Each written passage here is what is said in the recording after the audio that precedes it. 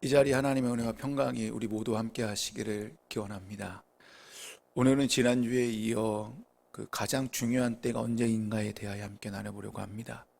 가장 중요한 때는 저번 주에 지금이라고 했습니다. 그러니까 지금이 가장 중요합니다. 왜 지금이 가장 중요할까요? 오늘 말씀을 보게 되면 지금이 은혜의 때, 구원의 날이기 때문에 가장 중요하다는 것입니다. 왜 지금이 그렇다면 은혜의 때고 구원의 날이라고 말하는 것일까요? 신대원 때, 보통 신대원 때 호랑이 선생님이 잘 없거든요. 딱 한 분이 계셨어요. 악명 높습니다. 저희 교단에서는 정장복 교수님이라고 계시는데요, 예배설교학 교수님입니다. 지금은 은퇴하셨는데요, 이분이 예배란 이렇게 정의하셨어요. 화면을 보실까요?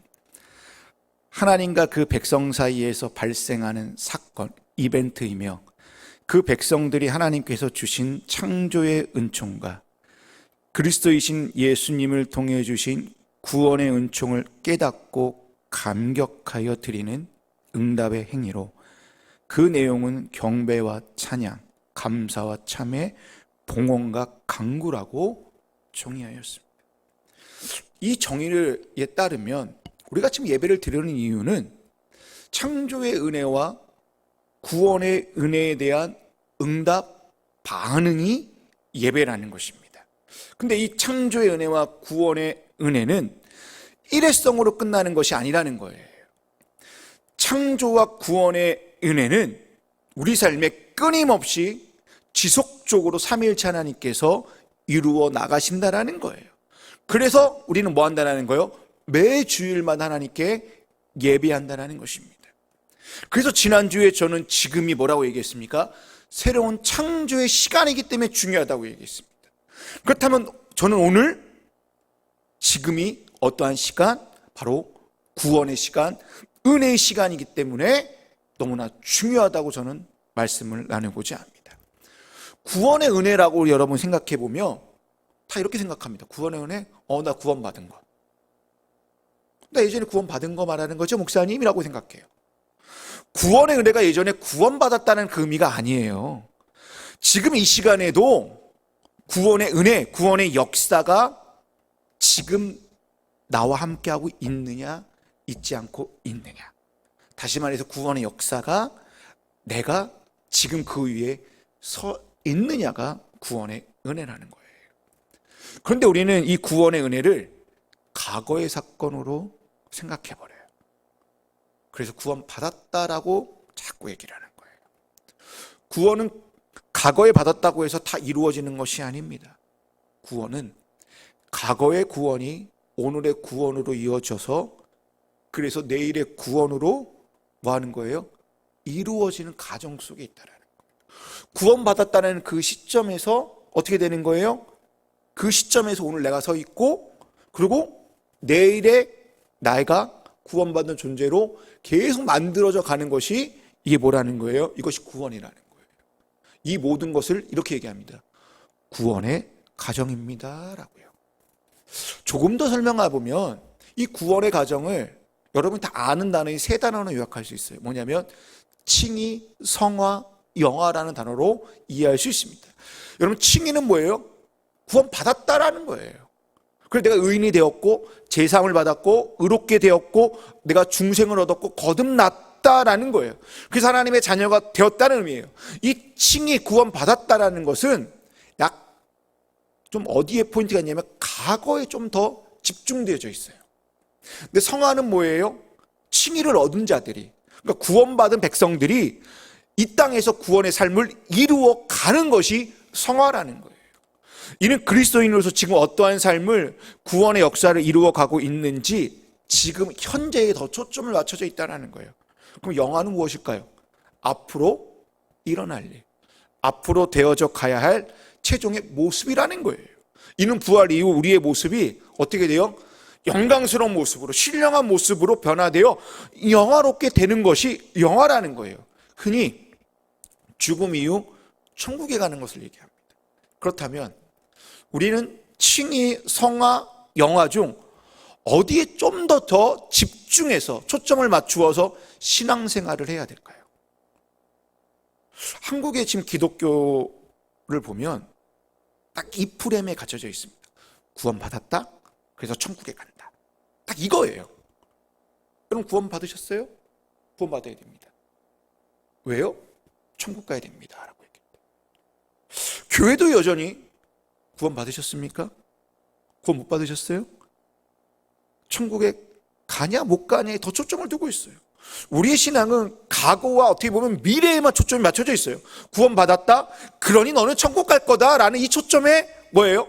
놓여져 있다라는 거예요. 근데 신앙은요, 구원받은 자로서, 그러니까 내가 그리스도인으로서 지금 이 땅에서 어떻게 살아가느냐가 신앙이라는 거예요. 성경은 우리에게 이 66권 1189장이 우리에게 놓여져 있는 이유는 하나님의 자녀다 너희가, 내가 자녀답게 이 땅에서 이렇게 살아가야 한다라는 것을 우리에게 성경을 통하여 뭐하고 있다는 게 끊임없이 말씀해주고 있다는 거예요. 그런데 기독교인들 중에요, 구원 받았으니 더 이상 회개할 필요가 없다고 생각하는 사람들이 있어요. 예수님께서 우리의 죄를 단번에 다 용서해 주셔서 우리는 의인이 되었다라는 거예요. 그래서 우리는 더 이상 뭐가 없다라는 거예요? 죄가 없는 깨끗한 자다라고 얘기하고 있어요. 또한 내가 예수를 믿었기 때문에 구원을 받아 나는 영원히 살 것이야. 죄를 짓고 살아도 회개하면 용서해 주셔서 나는 언제든지 천국에 들어갈 수 있어 라고 확신해요. 마치 천국 가는 티켓을 손에 이렇게 거머쥔 것처럼 생각하며 살아간다는 거예요. 우리가 구원받았다고 해서 모든 것이 다 끝나는 게 아닙니다. 회개하고 죄사함을 받고 의롭다함을 받는 것으로 이것이 다 끝났구나, 이제 다 됐다라는 말이 아니에요.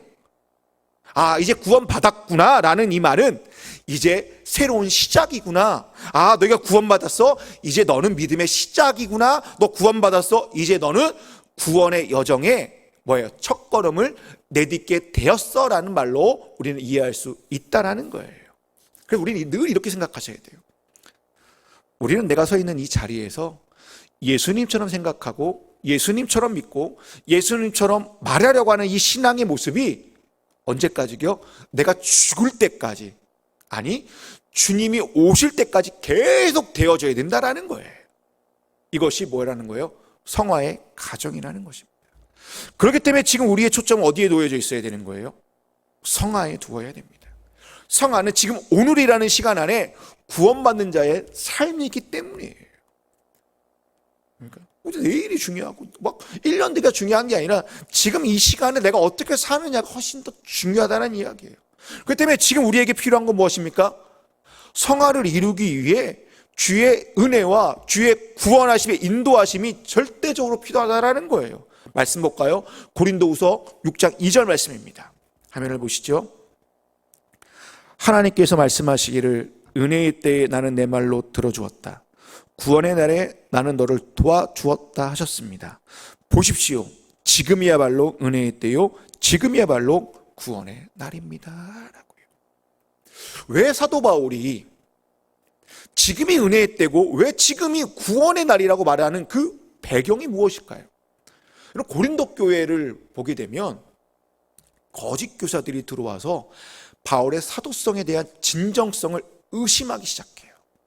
그래서 그 얘기를 자꾸 떠벌리는 거예요. 고린도 교회는 어떤 교회입니까? 바울이 1년 6개월 동안 눈물을 아끼지 않으면서 자신의 혼신을 다 쏟아부어서 다른 지역보다 좀 더 특별하게 세운 교회가 고린도 교회예요. 그런 곳에 외부의 영향을 받아 바울의 이 사도권을 왜 의심하는 거예요? 사람들이 자꾸. 바울이 사도가 맞느냐? 사도의 자격이 있어? 잘 생각해봐. 그럼 예수님의 제자도 아니잖아. 예수님과 직접 함께 앉은 자도 아니잖아. 예수님께 직접 복음을 받은 자도 아닌데? 그럼 그가 전하는 건 뭐야? 다 가짜일 거야. 그가 전하는 복음은 다 거짓 복음이야 라고 뭐예요? 의심하게 하는 거예요. 그래서 그 소문이 고린도 교회 안에 막 넘쳐나요. 그러면서 어떻게 된 거야? 바울과 고린도 교인들 간에 뭐예요? 불신이 생기고 의심하게 되니까 보이지 않는 벽이 생기게 되는 거예요. 바울이 그 소식을 듣고 안타까운 마음으로 이 갈등을 해결하고자 편지를 씁니다. 뭐라고 쓰냐? 이렇게 씁니다. 그리스도께서 십자가의 지심으로 우리에게 맡겨주신 이 직분이 있는데 우리는 어디든 가든 화목하게 하는 직분을 우리에게 주셨다라는 거예요. 그러므로 뭐 해야 된다? 하나님과 너는 화목하게 돼야 되고 너와 나도 화목해야 되고 우리 모두는 뭐 하라는 거예요? 화목하게 하라는 거예요. 그러니 너희는 뭐 해라? 하나님과 화목하십시오라고 고린도후서 5장에 그렇게 기록해놨다라는 거예요. 그래서 바울은 이 편지를 통해 의심과 갈등을 다 내려놓으시고 그리스도께서 오심으로 우리 모두가 하나님과 화목하게 된 것처럼 우리가 서로 화평케 지내는 그 은혜를 헛되이 받지 않았으면 좋겠습니다라고 1절에서 이렇게 말씀하고 있는 거예요. 그러면서 2절에서 이렇게 얘기하고 있는 거예요. 은혜와 구원을 언급하고 있는 거예요. 그럼 바울에게 있어서 은혜와 구원은 최대 관심사예요. 이방 지역인에게, 이방 사람들에게 복음을 전하는데 뭘 전해야 될까요? 하나님 나라요? No. 이해 못해요. 그러니까 뭘 전해요? 은혜를 전하는 거예요. 그리고 구원을 전하는 거예요. 그게 복음의 본질이었어요. 그러니까 복음은 사도 바울에게 있어서 은혜를 더 은혜롭게 만드는 것이고요. 구원을 더 구원답게 경험하게 하는 그 능력이 은혜와 구원이라고 생각하여 바울은 은혜와 구원을 복음의 본질로 삼아 그것을 끊임없이 계속 전해갔다라는 거예요. 그리고 이 은혜와 구원이 복음의 본질이기 때문에 이 교회 안에 있는 이 불신과 의심 또는 수많은 문제들이 저절로 해결될 거라고 생각했다라는 거예요. 그렇기 때문에 지금이 뭐라는 거예요? 은혜의 때라는 거예요. 지금이야말로 너희가 구원의 날이라고 사도 바울은 말씀하고 있다라는 것입니다. 이처럼 은혜와 구원이라는 이 교회의 이 복음의 본질을 말하는 것은 뭡니까? 고린도 교회가, 아니 오늘 우리의 교회가 나가야 될 큰 방향이라는 거예요. 고린도 교회가 은혜와 구원이라는 큰 방향을 잡고 바로 세워지는 이 바라는 마음에 뭐라는 거예요? 여러분, 지금이 가장 은혜 받기 좋을 때입니다. 지금이 가장 구원받기 좋을 때이니까 그 은혜와 구원을 사모하십시오라고 말씀하고 있다는 것입니다. 그렇다면 지금이 내 삶에 은혜의 때요 구원의 때라고 생각하는 사람들은요, 신앙의 소확행이 있는 자들입니다. 우리는 은혜와 구원을 자꾸 특별한 사건으로만 자꾸 생각해요. 하나님께서 나에게 뭔가 큰 임팩트를 주면 내 삶에 뭔가 해결이 되고 뭔가 큰 도우심이 있는 것만 은혜와 구원이라고 우리는 생각한다는 거예요. 그렇지 않고 삶 속에서 일어나는 수많은 그 평범한 은혜와 작은 구원들은 죄송하지만 하찮은 것으로 그냥 넘어간다는 거예요. 왜 그럴까 생각해 보았거든요. 하찮은 걸 얘기하면 사람들이 은혜를 못 받아요. 여러분, 교회에 간증하는 사람들 보세요. 뭔가 대단하게 큰 임팩트가 있습니다. 그 CCTV란다. 그거죠? CBS, CTS, 뭐 이렇게 기독교 방송 있잖아요. 거기에 가끔씩 저도 보거든요. 간증하는 프로잖아요.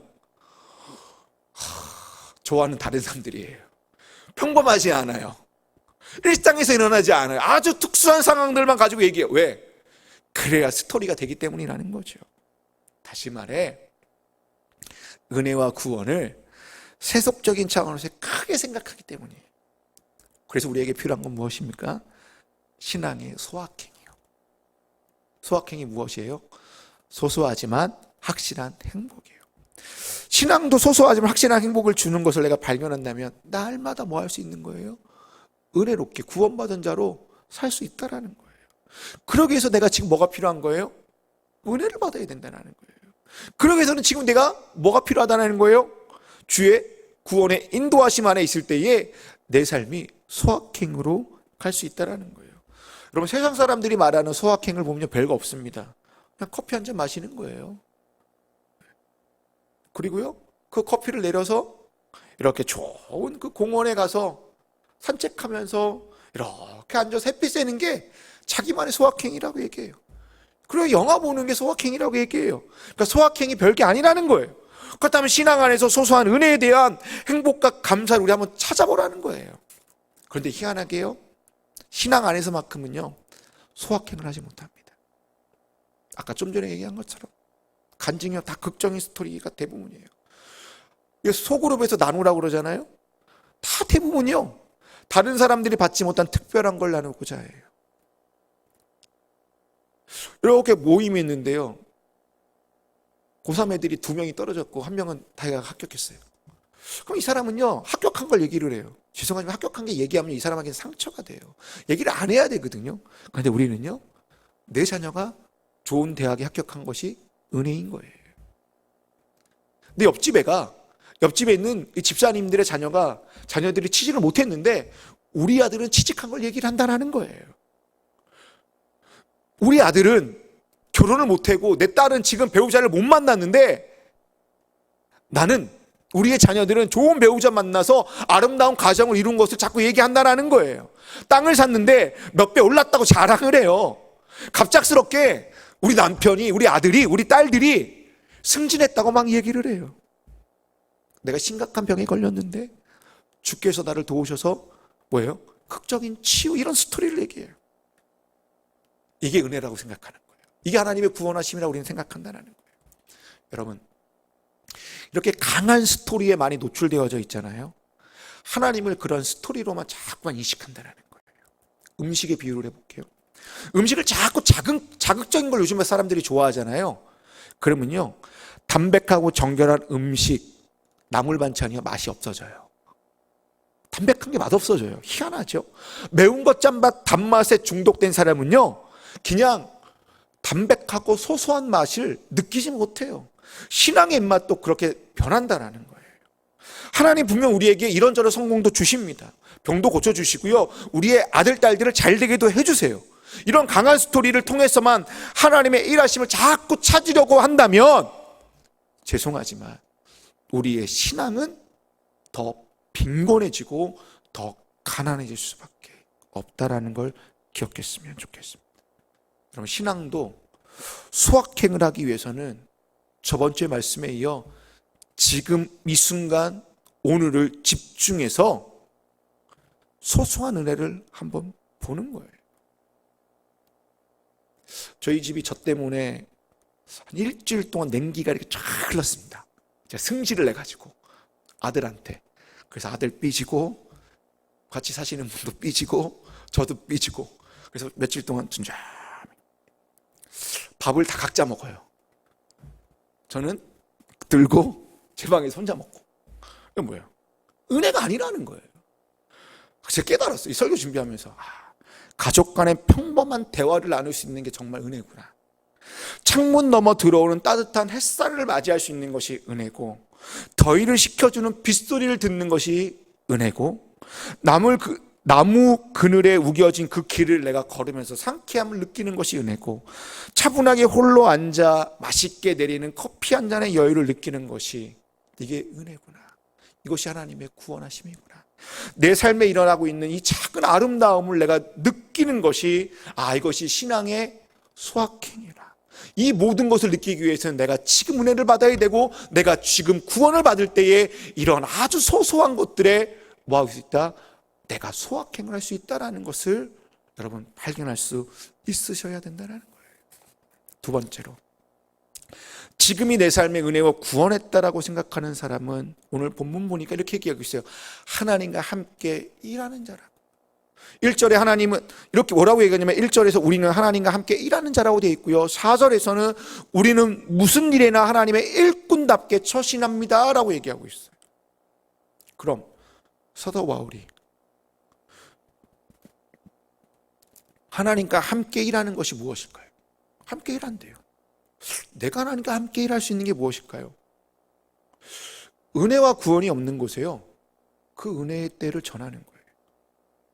은혜와 구원이 없는 곳에 구원의 날을 전하여 하나님과 화목할 수 있게 하는 거라는 거죠. 막 전한다고 하니까 막 나가서 복음 전하는 이 얘기가 아니라 이렇게 바꿀 수 있어요. 은혜와 복음이 없는 곳에 주의 은혜와 주의 구원의 역사를 내가 삶으로 뭐 하는 거예요? 보여주는 거예요. 여러분, 하나님과 함께 복음 안에서 은혜와 구원을 이렇게 보여주고 매일매일 느끼면서 그것을 나타낸다고 하여서 그 삶이 아무런 고난과 고통이 없는 것은 아닙니다. 다시 말해, 내가 지금 은혜의 때고 구원의 날이라고 해서 내 삶에 평탄한 것만이 아니라, 그럼에도 불구하고 내 삶에는 고통이 올 수도 있고 아픔이 없을 수도 있고 좌절이 올 수 있다라고 사도 바울은 얘기하고 있어요. 사도 바울도 복음을 전하다가 숱한 고난과 핍박과 온갖 어려움을 당했어요. 4절 5절 말씀입니다. 화면 보실까요? 우리는 무슨 일이나 하나님의 일꾼답게 처신합니다. 우리는 많이 참으면서 환난과 궁핍과 공경과 매맞음과 옥에 갇힘과 난동과 수고와 잠을 자지 못함과 굶주림을 겪었습니다 라는 이 고생담의 스토리를 얘기하고 있어요. 바울은 무슨 일이나 하나님의 일꾼을 처신했다라고 고백하고 있어요. 여러분, 처신했다라는 말이 뭘까요? 자기에 맞게 이렇게 맞게 했다라는 걸까요? 근데 저는요 좀 다르게 해석했어요. 하나님의 일꾼으로 처신했다는 말이요, 결단했다는 말이 아닐까요? 내가 하나님의 일꾼으로 이제 결단했으니 이 뒤에 있는 것을 내가 감당하겠습니다라는 말이 아니었을까요? 이런 결단이 있었기 때문에 4절 5절에 나오는 이 단어들이요, 우리에게는 쉽게 접근할 수 없는 단어들입니다. 개인적으로 자신 없습니다. 근데 불과 저희들보다 한 세대 위의 신앙의 선배님들은 교회를 다닌다는 이유만으로, 복음을 전한다는 이유만으로 알게 모르게 엄청난 고난과 고통을 당했을 거예요. 뭐 개인적인 얘기해서 죄송한데요, 저희 어머니와 저희 외할머니의 어머니가 예수를 믿었기 때문에 제가 이제 저까지 내려왔거든요. 그러면 신앙에 제가 외가 쪽으로 4대째인데 외할머니 얘기를 들어보고 어머니 얘기를 들어보면 안동긴가에서 자라다 보니까 되게 엄하잖아요. 유교 집안이기 때문에. 근데 2명만 딱 예수를 믿은 거예요. 주의 은혜로. 근데 예수 믿는 이유만으로요, 집안 어르신들에게요 모욕과 수모를 당하고요, 특히 외할머니는 짝대기로 무지하게 맞았다고 합니다. 이게 말이 됩니까? 다 큰 어른을. 그런데 그로 인해 원망과 불평한 것이 아니라요, 그럼에도 불구하고 신앙을 끝까지 지켜나갔다라는 거예요. 그 지켜나가기 때문에 오늘날 제가 이 자리에 있다고 저는 고백할 수밖에 없습니다. 사도 바울 역시 6절 7절 말씀 보니까 이렇게 얘기하고 있어요. 화면을 보실까요? 또 우리는 순결과 지식과 인내와 친절과 성령과 감화와 거짓 없는 사랑과 진리의 말씀과 하나님의 능력으로 이 일을 합니다 라고 얘기해요. 사도 바울은 4절과 5절에서 고난과 고통을 수없이 당했다라고 얘기하고 있는데요, 그런 부정적인 언어로 쓸 수 있어요. 내가 너무 고통당했는데 너무 힘들다. 야, 너희들 이제 좀 나를 이해해줘라라고 얘기할 수 있고, 야, 이제 좀 나를 의심하지 마. 내가 이렇게 복음을 전하면서 이렇게 내가 고통당했는데, 야, 너희들 해도 너무한 거 아니냐라고 할 수 있는데, 사도 바울은 이렇게 부정적인 언어는 하나도 쓰지 않고요, 전부 다 무슨 언어예요? 긍정적인 언어, 믿음의 언어, 은혜의 언어로 고백하고 있다는 거예요. 바울이 이렇게 고백할 수 있는 원동력이 무엇일까요? 저는 2절에 있다고 봅니다. 내가 매일 삶 속에서 사도 바울이요, 내가 은혜의 때를 경험하는 거예요. 지금 이 순간에도 사도 바울은 뭘 경험하는 거예요? 구원의 날을 경험했기 때문에 이렇게 6절 7절을 고백할 수 있지 않았나 생각해 봅니다. 우리가 잘 아는 것처럼 고린도서 15장에 보면 사도 바울이 뭐라고 고백하고 있습니까? 나는 날마다 죽노라라고 고백할 수 있어요. 이렇게 고백할 수 있는 이유가 무엇입니까? 내가 매일매일 은혜와 구원의 역사 안에서 나는 날마다 새로운 존재도 태어납니다라고 고백하고 있다는 거예요. 그래서 사도 바울이 이렇게 얘기하고 있는 거예요. 지금이야말로 은혜의 때입니다. 지금이야말로 여러분 구원의 날이니 은혜와 구원을 받으십시오라고요. 지금이 내 삶의 은혜와 구원의 때라고 생각하는 사람은 세 번째로 믿음의 역설의 법칙이 있다라는 거예요. 8절과 10절 말씀입니다. 우리는 속이는 사람 같으나 진실하고 이름 없는 사람 같으나 유명하고 죽는 사람 같으나 보십시오 살아 있습니다. 증거를 받은 사람 같으나 죽임을 당하는 데까지 이르지 않고 근심하는 사람 같으나 항상 기뻐하고 가난한 사람 같으나 많은 사람을 부유하게 하고 아무것도 가지지 않는 사람 같으나 모든 것을 가진 사람입니다 라고 얘기하고 있어요. 이 구절은 세상 사람들한테 얘기하면요, 이거 말도 안 돼 라고 얘기해요. 세상의 논리에 비춰보면 이거 도저히 말도 안 되는 이야기예요. 그리고 그들은 그렇게 될 수 없다라고 단정지어 얘기해요. 하지만 우리는요, 이 말씀을 보면서 뭐라고 얘기해요? 아멘이라고 얘기를 해요. 그럼 이렇게 얘기해요. 주님, 저도 이 말씀처럼 내 삶에 이렇게 이루어지기를 소망합니다라고 기도한다라는 거예요. 왜 그럴까요? 지금 내 안에 은혜와 구원의 역사가 있기 때문에 세상의 갇힌 기준과 다르기 때문이라는 거예요. 내 안에 은혜와 구원의 역사가 지금 자리 잡고 있기 때문에 세상의 본질과 다르기 때문에 우리는 여기 이 말씀에 아멘할 수 있고 소망할 수 있다는 겁니다. 여러분, 사도 바울은 누구보다 정말 고생 많이 했어요. 복음을 정말 열심히 힘들게 전했습니다. 근데 바울은 어떠한 원망과 불평하지도 않고요, 감사함으로 복음을 전하는 거예요. 지금 고난을 겪고 있지만 사람들에게 생명의 길을 인도하는 것이 더 중요했어요. 그 고난마저 뭐 한 거예요? 감당했어요. 자신이 무슨 대가를 받았나요? 아무런 대가 보수도 받지 않고요, 뭐예요? 텐트를 만들면서, 장막을 만들면서 그 일을 감당했어요. 세상 사람들이요, 사도 바울한테요, 저 미친놈이라고 얘기해요. 정신 나간 놈이라고 얘기해요. 세상의 눈으로 보면요, 사도 바울은 근심할 수밖에 없는 자고요, 가난한 자이고 아무것도 가지지 않는 자예요. 하지만 복음 안에서 사도 바울을 보니까 어떤 자입니까? 그는 누구보다 항상 기뻐하는 자고요, 가장 많은 것을 소유한 부유한 자가 되었고요, 모든 것을 가진 자가 바로 사도 바울이라는 거예요. 참으로 역설이 아닐 수 없습니다. 세상은 이러한 역설에 대하여 이해하지 못하고요, 받아들이기 힘들 겁니다. 그리고 우리 보러도요, 저런 미친놈들이라고 세상 사람들을 우리한테 손가락질 할 거예요. 그냥 세상은 세상의 순리와 사람 눈에 보이는 대로 생각하고 믿고 느끼고 싶어 합니다. 근심하는 사람은 그냥 근심하는 사람이어야 되는 거예요. 가난한 사람은 가난한 사람으로 있어야 되는 거, 아무것도 가지지 않는 사람은 그냥 없는 사람으로 있어야 되는 거예요. 그런 사람이 당당하게 자신 있게 산다? 이거 세상 사람들이 용납하지 못해요. 세상 사람들은 그런 사람들을요, 실패자라고 얘기하고요, 루저라고 얘기하고 있기 때문이에요.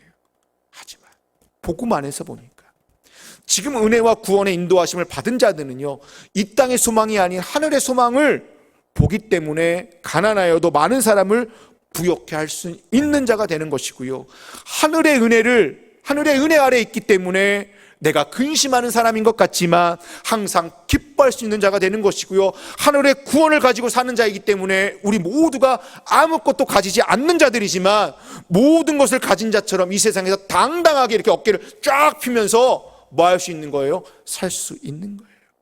이 모든 것이 지금이 은혜의 때고 지금이 구원의 날이라고 생각하는 자들의 역설의 법칙이라고 저는 생각합니다. 이제 말씀을 마무리 짓겠습니다. 여러분, 가장 중요한 때는 지금 현재 이 순간입니다. 지금이야말로 내가 은혜 받을 때입니다.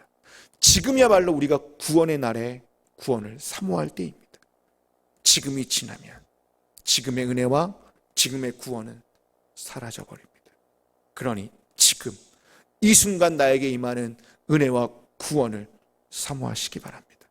그래서 지금 내 인생에서 가장 중요한 은혜의 때요, 가장 중요한 구원의 때임을 생각하여 이 땅에서 구원받은 자로서 성화의 삶을 다 이루어 나가시기를 주님의 이름으로 기원 드립니다.